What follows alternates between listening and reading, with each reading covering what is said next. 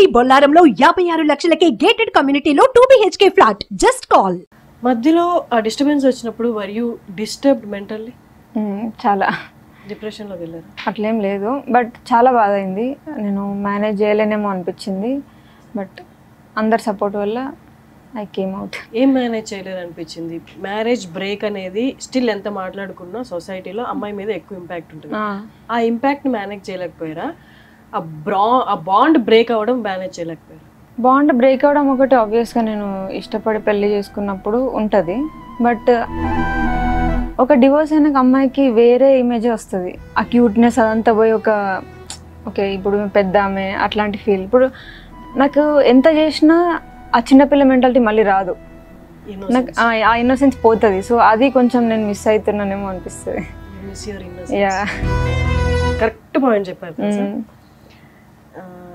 ఒక struggle face చేసి దాటి ముందుకు వస్తే మనకు వచ్చే బలం ఓకే, బట్ జనాలు ఇన్నోసెన్స్ ని అమ్మాయిలో చూడరు. అదే మేబీ అబ్బాయికి అక్కడ లిబర్టీ ఉంటదేమో కానీ అమ్మాయిలో ఆ ఇన్నోసెన్స్ పోతుంది, పెద్దలం అయిపోతాం ఇంకా. అంటే ఆ బ్యాలెన్సింగ్ అనేది ఆఫ్టర్ ఏదైతే అయిందో ఆఫ్టర్ దట్ లైఫ్ బ్యాలెన్సింగ్ అనేది ఇబ్బంది అనిపించిందా, భారంగా అనిపించింది? బట్ వారధి ఎందుకో నాకు చాలా హెల్ప్ చేసింది, చాలా బిజీ చేసేసింది నన్ను. సో చాలా బెటర్ అయినా నేను. ఇంకా బయటకు వచ్చి ముందు ఇంకా షై ఫీల్ అవుతుండే, వీడియోస్ చేయకపోతుండే. సో బయటకు వచ్చి నా ప్రొడక్ట్స్ నేను ఇంకా ఎక్స్ప్లెయిన్ చేసుకోవడం. ఇప్పుడు లక్ష్మణ్ ఫల్ గురించి, లక్ష్మణ్ ఫల్ ఒకటి చాలా వైరల్ ప్రొడక్ట్ మా దాంట్లో, అది ఎక్కడ దొరకదు. సో దాని గురించి చెప్పడం, మొటి పళ్ళు తీసుకురావడం, ఇట్లా రకరకాల నేను ఏదో ఒకటి కొత్త తెస్తూనే ఉంటా.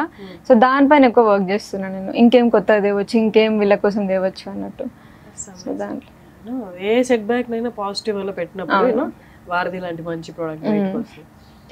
ఇంకోది కొంచెం చిన్న పాయింట్ లాగా అనిపించచ్చు కానీ బట్ డీప్గా ఆలోచిస్తే నాకు కొంచెం మేజర్ పాయింట్ లా అనిపించింది. నా కజిన్ నా ఫ్రెండ్ కూడా సేమ్ ఇదే అడిగారు.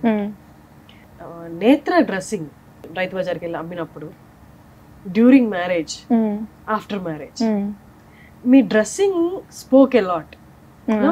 దానికి ముందు మీరు అన్నట్టు ఆ ఇన్నోసెన్స్ ఉంది, ఎక్సైట్మెంట్ ఉంది బిజినెస్ లో. ఆ మ్యారేజ్ పీరియడ్ లో ఏదైతే ఉందో ఆల్మోస్ట్ ఆల్ ఇంటర్వ్యూస్ లో you have no interest on your dressing or your appearance. మీ ఇంట్రెస్ట్ లేదు అసలు, మొత్తం పని పని పని అంటే బాయ్ షర్ట్స్ వేసుకొని. వన్స్ బ్రేక్ అయిపోయిన తర్వాత your all like no glam up అనమాట, మీ మీద మీరు కాన్సన్ట్రేట్ కొంచెం. What has happened in that period? ఎందుకని మీ మీద మీకు ఇంట్రెస్ట్ లేకుండా అసలు డ్రెస్సింగ్, మీ అపీరియన్స్ మీద అలా? ఏమో అసలు ఇప్పటికీ మా తమ్ముడు మమ్మీ చెప్తుంటారు నన్ను. కొంచెం మొన్న ఒక వీడియో తీసుకున్నా మమ్మీది, పోతుంటే ఎందుకు అట్లా గలీజ్ బట్టల్లో పోతావు, కొంచెం మొహం కడుక్కోవు, నాకు ఎట్లుంటే అట్లా వెళ్ళిపోతాను నేనైతే. ఎవరైనా కాల్ వచ్చి ఇక్కడ పని ఉంది అంటే 2 minutesలో ఆడుంటాను నేను. సో వేరే వాళ్ళందరికీ అట్లీస్ట్ 15-20 minutes టైం పడుతుంది. నాకు ఏమో అంటే ఆఫ్టర్ సినిమాలతో యోగా తర్వాత చాలా చేంజ్ అయింది నాది. అసలు నా పైన నేను అంత కాన్సన్ట్రేట్ చేయను, బట్ కొంచెం ఇంపార్టెంట్ అనిపిస్తుంది అప్పుడప్పుడు కొంచెం డ్రెస్అప్ అవ్వడం. బట్ మ్యారేజ్ పీరియడ్ లో ఎందుకు అలాగా ఆ డ్రెస్సింగ్ స్టైల్ కానీ అంటే ఇంటర్వ్యూలో కూడా మీరు కూర్చున్నప్పుడు మీరు ఇక్కడ ఉండరు, ఎక్కడో ఆలోచిస్తూ ఉన్నారు. అవును, వై? ఇప్పటికీ నాకు వారధి అనే వర్క్ నేను తిన్నా, చేసిన, పడుకున్నా, ఏం చేసినా కూడా వారధియే తిరుగుతుంటుంది నాకు, అంత ఆలోచిస్తా. సో అది ఆలోచించడం కూడా కొంచెం తగ్గియాలేమో. దానిపైన పడి అసలు నా పైన నేను మర్చిపోయినా అసలు ఫోకస్ చేయడం. ఇప్పుడు కొంచెం బెటర్ అవుతున్నా కొంచెం. చెప్పడం వల్ల లేకపోతే ఆ బాండ్ మిమ్మల్ని అలా చేసిందా? అప్పుడు లేదు అట్లేం లేదు, నా పర్సనల్ చాయిస్ అది.